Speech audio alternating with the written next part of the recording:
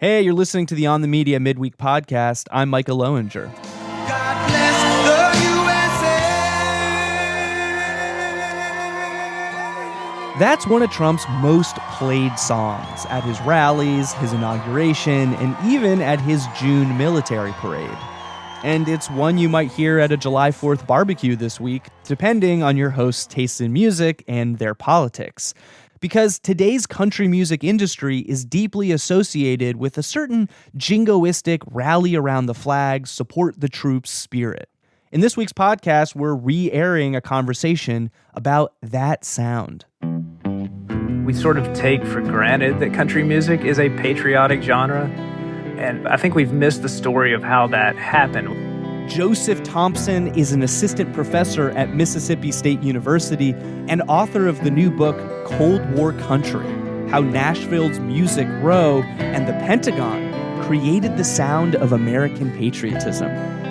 He begins the story in the 1940s with a man named Connie B. Gay, dubbed by the Washington Post as country music's media magician. Gay got his start in the Farm Security Administration, a New Deal program. He starts from really humble roots. He's born on a dirt farm in a little town called Lizard Lick, North Carolina. During the Depression, he gets a job at a radio station in Raleigh, North Carolina. And there he begins kind of understanding the power of what was then called hillbilly music, what we would now call country music, and understands that matching that hillbilly music with the information that he needs to relay to North Carolina farmers who are suffering during the Great Depression, that makes for a powerful pairing of message and music. He gradually becomes involved with the Farm Security Administration during the New Deal years in the early 1940s, moves to Washington, D.C. So the Department of Agriculture puts him to work writing and hosting something called the Farm and Home Hour radio show. And that's a show that's used to promote the agency's farm improvement programs. So while working for this show, Gay figures out that if the accompanying music has anything with what he calls a rural flavor, then he gets a lot more participation from the listeners, a lot more mail than ever before. So he uses this observation to launch a country music radio show in the Washington, D.C. area after World War II. He begins in 1946 on station WARL in Arlington, Virginia, and he actually offers to work as an announcer for the station strictly on commission if they'll let him play whatever he wants to play. It's town and country time.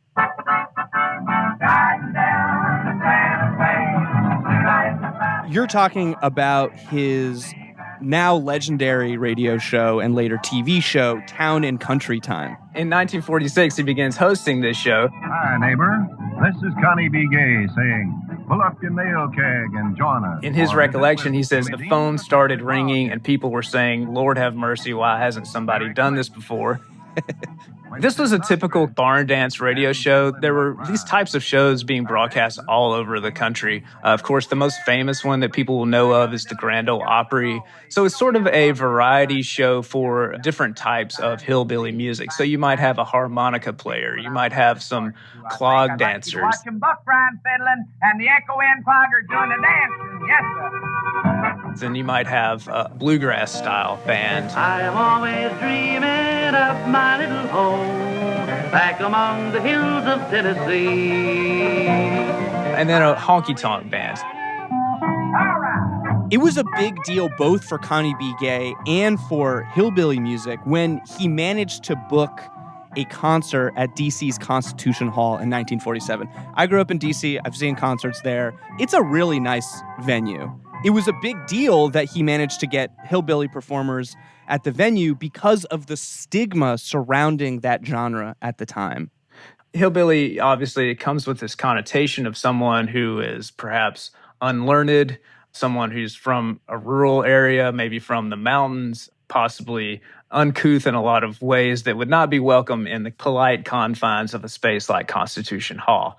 In order to kind of overcome that stigma, Connie B. Gay labels his music as folk music rather than calling it hillbilly music.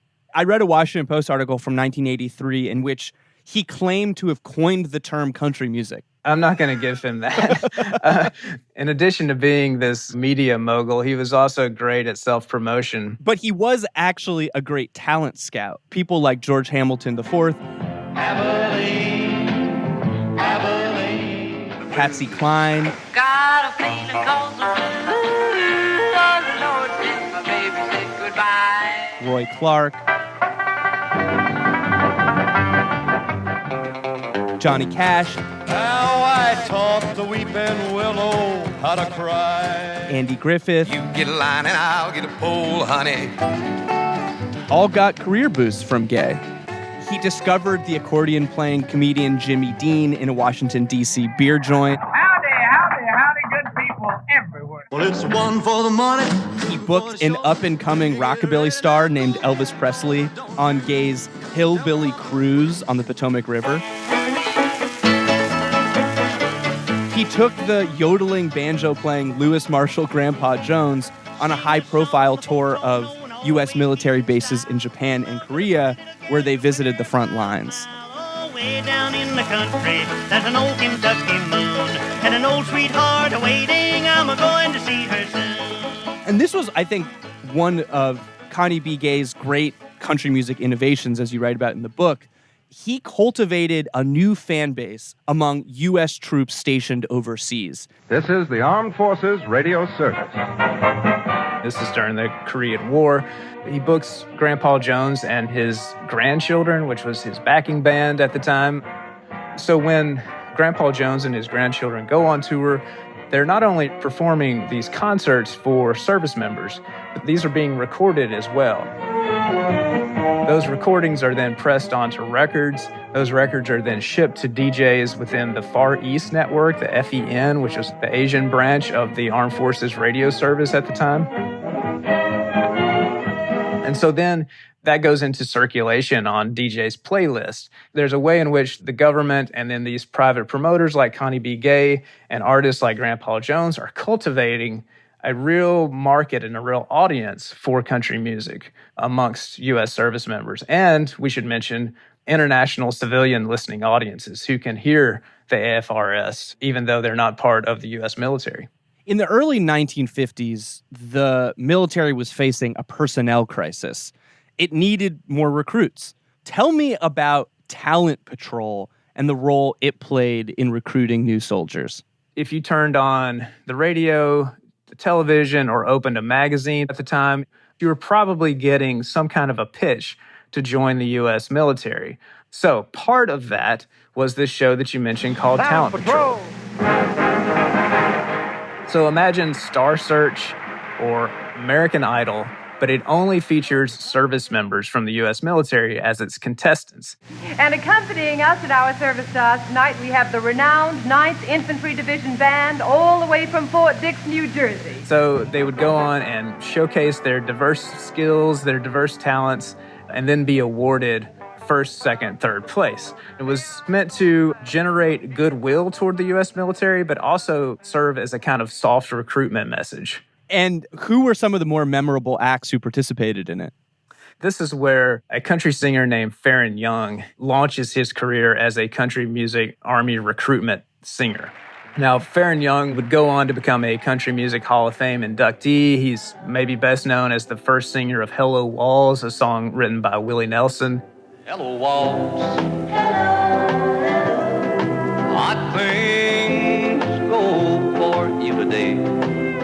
In the early 50s, he was this kind of struggling singer from a dairy farm in Shreveport, Louisiana. He had started his music career in 1951 on a local barn dance show called Louisiana Hayride. You're headed down a lonely road that someday you'll regret. But by 1952, his career was on the uptick. He had signed a recording contract with Capitol Records. He had made his debut on the Grand Ole Opry in Nashville. And then in November 1952, he gets his draft notice. He tries to get out of service, right? Yes, he tried to convince a doctor that he had heart trouble, but the doctor reportedly said, "Yes, son, I can hear it breaking." That's so good. And you can imagine, I mean, this is a 21-year-old kid, essentially, who thinks he's got the world on a string, and all of a sudden it all comes crashing down because of military service, or at least that's the way he saw it at the beginning. Yeah, little did he know this might have been the best thing that ever happened to him. Absolutely. His luck really begins to turn around in January 1953. At that point, he's still serving in basic training at Fort Jackson, South Carolina. But his song called Going Steady, which he recorded before he entered the service, breaks onto the Billboard charts. It rockets to number 2. Well, me and my baby, her going steady. The Army brass there at Fort Jackson realized that they have this potential resource on their hand to promote military service, and they put him to use. So that spring, they send him off to compete on Talent Patrol, and lo and behold, he wins. And that launches him on this career as someone who's tasked with both entertaining soldiers and then also being the voice of recruitment to lure others into the ranks. You're going steady with me. And he was among a rotating cast of MCs on a show called Country Style USA. That's right. The Defense Department and the U.S. Army and Air Force Recruiting Service was casting this wide net for potential volunteer enlistees. That was very important to them. They wanted more volunteers rather than draftees. One of the ways that they're doing that is through a show that begins on radio and then transitions to a television version called Country Style USA. It's time for Country Style USA. Stay all night, stay a little longer, that's all. Now, both the radio and television versions of this show were recorded by a Nashville country music legendary producer named Owen Bradley, the architect of the Nashville sound. He's also the producer behind people like Loretta Lynn, Patsy Cline, Johnny Cash, Willie Nelson, just to name a few. The U.S. Army and Air Force Recruiting Service links up with Owen Bradley, and they begin producing this show called Country Style USA. Hi there, neighbors. My name is Charlie Applewhite, and welcome once again to Country Style USA. I feel better all over more than anywhere. And what Country Style did was present 15 minutes of country music with some of the top names in the genre at the time, along with a message about the career opportunities available through the armed forces.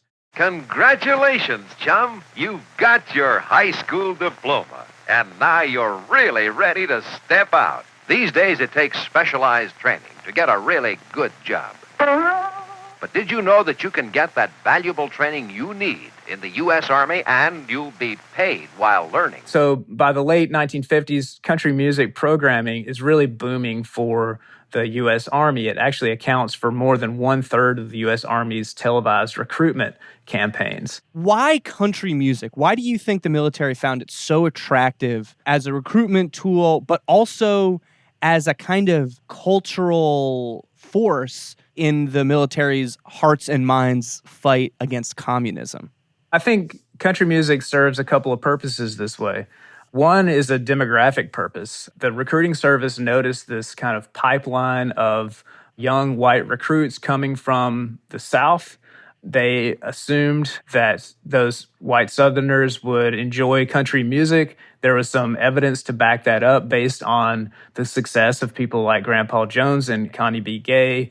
In the mid-1950s, you have the country music industry beginning to really coalesce in Nashville. These songwriters, publishers, recording studios like Owen Bradley's, many of them on 16th Avenue South, which we now call Music Row. But also country music, particularly after its reputation has been burnished a bit and we're moving away from that kind of style of country music and the reputation it had as hillbilly music, that begins to read as a particularly down-home, safe, patriotic sort of message that fits really well with the political climate of the Cold War consensus. And that's interesting because Black musicians played a significant role in creating the sound of country music, right? And yet they weren't as featured in these military recruitment campaigns. Yeah, we should acknowledge that there's white supremacy baked into the country music industry really from its beginnings. There's a concerted effort on the part of record labels going back to the 1910s 1920s and 30s to create hillbilly music as essentially an all-white genre. Now, that is overlooking the influence and the pioneering music of African Americans who played hillbilly or country music for sure. And particularly by the 1950s, that is definitely the case. At least when we're talking about the industry and the artists that are being promoted through this professional infrastructure of Nashville, it's all white. And that's not going to change until the late 1960s with Charlie Pride. If you were a black folk or blues singer, you would literally be marketed as making race music. That's correct. At least through the 1920s and 30s, that begins to change in the late 1940s when the label R&B comes around.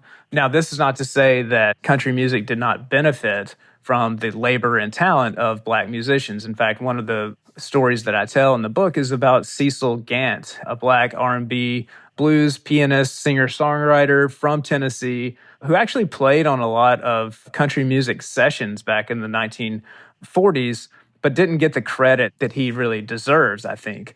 Cecil Gant actually billed himself in 1944-45 as Private Cecil Gant. And he had a huge hit with a song called I Wonder. I wonder, my little darling.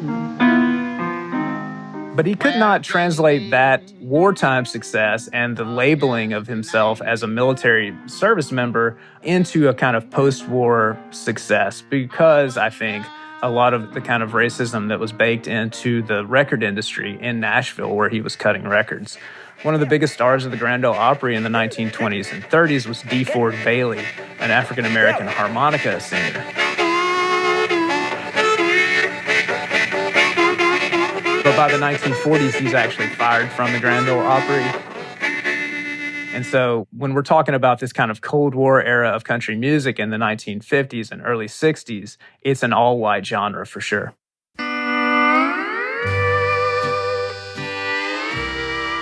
Coming up, the relationship between the military and country music hits a bump in the road in the 1970s with the anti-war movement. This is On the Media.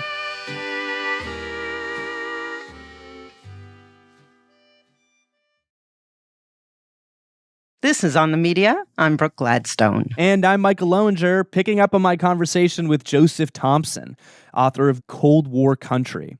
In it, Thompson explains how country stars, some of whom got their start in the armed forces, lent their sound and fame to U.S. military recruitment efforts. In turn, as the Cold War kicked off in the 1940s and 50s, the Department of Defense became a major importer of country records and provided the country music industry with a captive audience abroad. By the 1960s and 70s, that dynamic was complicated by the war in Vietnam and the birth of a counterculture peace movement.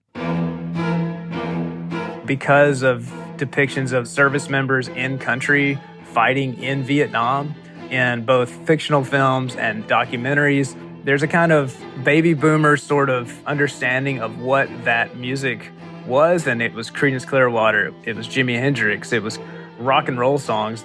Thompson says that most soldiers were probably listening to country music. That was what was being pushed at the time to the vast majority of U.S. service members around the world who were working menial jobs and not stationed in Vietnam. The war in Vietnam also marked a turning point when country music went from being patriotic to being partisan, as the war became less and less popular among Americans. If you still supported the military, you were seen as going along with this partisan agenda. And there's a sort of capturing of this idea of patriotism, very narrowly defined as supporting the troops no matter what by partisan actors. And Richard Nixon and the Republican Party at the time were definitely part of that. But even as country embraced conservative pro-war messaging, for many country artists, it was way more complicated than that. In fact, some of the musicians who helped create that image of country music were fighting against it at the same time. Like Merle Haggard, known for his two backlash anthems, Fight Inside of Me and especially Okie from Muskogee. That was the kind of character study of what Merle Haggard and his co-writer thought that a small town person would think about the peace movement and the anti-war movement. If people know the song, it's "We don't smoke marijuana in Muskogee, we don't take our trips on LSD, we still wave Old Glory down at the courthouse," etc. But he supposedly said that Muskogee, Oklahoma was the only place he didn't smoke marijuana in 1969.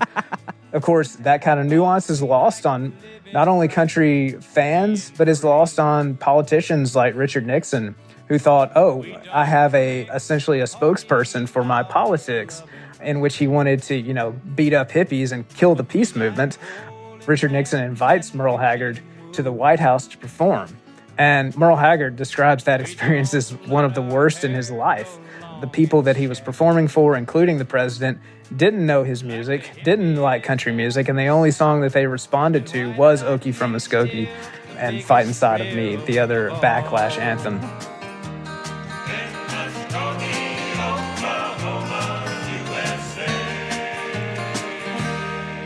As you've observed, there were musicians who kind of tried to straddle the line with more complicated songs that, in one way or another, kind of subverted the government's Cold War messaging. That's right. The person I really home in on is a country music songwriter named Tom T. Hall. He himself was an Army veteran, had served in Germany back in the 1950s, then launched a country music songwriting career. He wrote songs that we now hear as a jingoistic anthem like Hello Vietnam. Goodbye, my sweetheart, hello, Vietnam. Or What We're Fighting For. There's not a soldier in this foreign land who likes this war.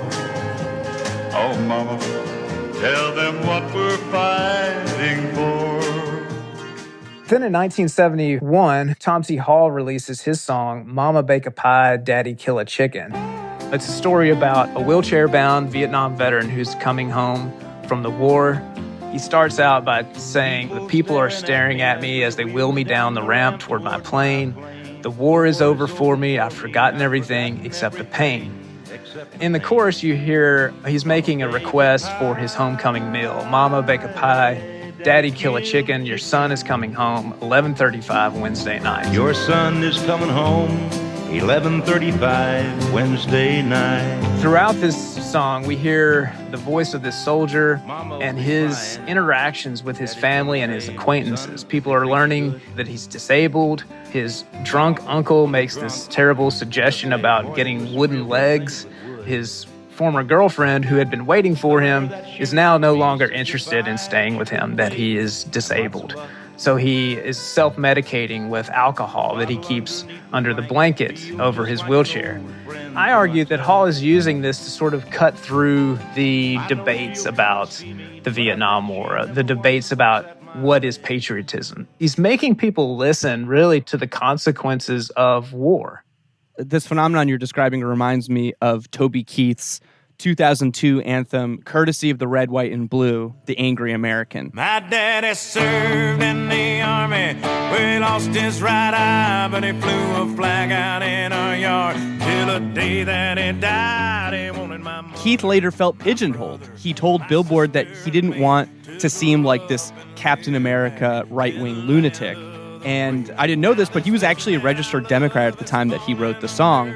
He did come to regret that, although it's obvious why he was pigeonholed as this Captain America, because courtesy of the Red, White, and Blue, The Angry America, released in the wake of 9/11, it's, we're going to get revenge, we're going to put a boot up your ass, it's the American way. Hey, Uncle Sam, put your name at the top of his list, and the Statue of Liberty started shaking her fist, and no subtlety whatsoever. Zero subtlety. It comes across as this ballistic anthem about let's just go kill a bunch of people in revenge.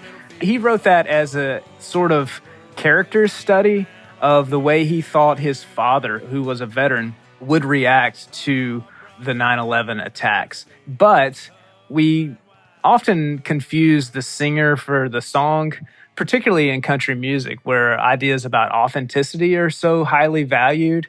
We could also acknowledge that Toby Keith wrote a song called The Ballad of Balad, which is about a recruiter who essentially suckers a high school dropout into joining the military. And then before he knows it, he's off fighting a war that he doesn't even understand what's going on. I met an army recruiter down at the Winn-Dixie. He said, son, you've no future, pack up and go with me. The first place we landed was a base called... President Nixon ended the draft in 1973. That signals the beginning of a shift in country music's relationship to the military. By the 1980s, there's less of a need for the country music industry to sell its products to soldiers, service members, and they're using the military more to sell the idea of country music as a particularly patriotic genre to civilians. To me, this is when the relationship between country music and the military becomes a bit more symbolic. And I think that that's what really carries on into our current day. For artists nowadays, if they want to garner more listeners, if they want to really tap into country music's culture, then they play to that sort of version of patriotism that was defined way back in the Cold War days. Lee Greenwood is kind of the perfect example of that. Lee Greenwood wrote God Bless the USA, Proud to be an American, as a sort of wartime song in search of a war. That's right. In September of 1983, a Korean airliner was shot down by the Soviet Union. It contained U.S. citizens, and Lee Greenwood assumed we were about to go to war. And so he wrote this song out of this kind of impulse to write a song that would express his trepidation, but also his support for the troops with this impending war on the horizon, or so he thought. And I'm proud to be an American, where at least I know I'm free. But then nothing happens. So he's stuck with this wartime song, this wartime anthem, and no conflict to support it. But he releases it anyway in 1984. And so it then becomes about just sort of a general patriotism that supports the military in a very traditional way that harkens back to Cold War consensus days of the 50s and 60s, a kind of pre-Vietnam patriotism. And that is ripe for the picking for Republican politicians. People like Ronald Reagan adopt Lee Greenwood's song as his anthem. He begins to inject the lyrics into his speeches. And then George H.W. Bush actually does deliver the war, Operation Desert Storm. Of course, that is a very short-lived conflict, but Lee Greenwood nevertheless capitalizes on that and becomes a surrogate for the Bush administration and for the U.S. Armed Forces overall with that song during the early 1990s. He's going to reprise that after 9/11, but the first Iraq War is the one that really gives him the war that he was in search of back in 1983. And in a way, former President Donald Trump has also capitalized on Lee Greenwood's legacy. Yes. So the God Bless the USA Bible is a Bible that Lee Greenwood is selling. It contains the lyrics to the song. It contains copies of our founding documents like the Declaration of Independence and the Bill of Rights, and then a King James version of the Bible. Then, back in March of this year, people started sending me the commercials for God Bless the USA Bible with Lee Greenwood and Donald Trump lending his endorsement. Partnering with my good friend Lee Greenwood, I encourage you to get this God Bless the USA Bible. Let's make America pray again. God bless you, and God bless the USA. To talk about this move from a kind of utilitarian use of country music in recruitment campaigns to this more political and symbolic connection, I think that's a prime example of what I'm talking about. I noticed in your book there's this tension between a kind of anti-big government ideology that many of us might associate with country music and the role that the big federal government played in helping popularize the genre. Do you think that's an important part of the story of country music? I do. I grew up in a small town in North Alabama, in the 1980s and 90s at a time when that kind of small government conservatism was sweeping the South. This idea that government was the problem, big government needed to get out of our lives. And at the same time, I was looking around and seeing people who drove an hour every day to work at Redstone Arsenal or to work at one of these engineering firms in Huntsville, Alabama. They were essentially government employees by another name. That federal money was just being filtered through a private contractor, even though they were building weaponry and software and this kind of thing for the defense state. And so I think there's a kind of irony in that country music, so associated with conservatism, rightly or wrongly, so associated with the white South, rightly or wrongly, gets affiliated with that sort of small government politics in people's imaginations. And what I hope to show is that the very industry that makes the music that so many people latch onto from those communities was actually also built in a way by big government spending during the Cold War. Joseph Thompson is a history professor at Mississippi State University and author of the new book, Cold War Country. Joseph, thank you very much. Thank you, Micah. Thanks for listening to the On the Media Midweek podcast. Tune into the big show on Friday to hear about what's at stake if public radio stations lose their federal funding. I'm Micah Loewinger.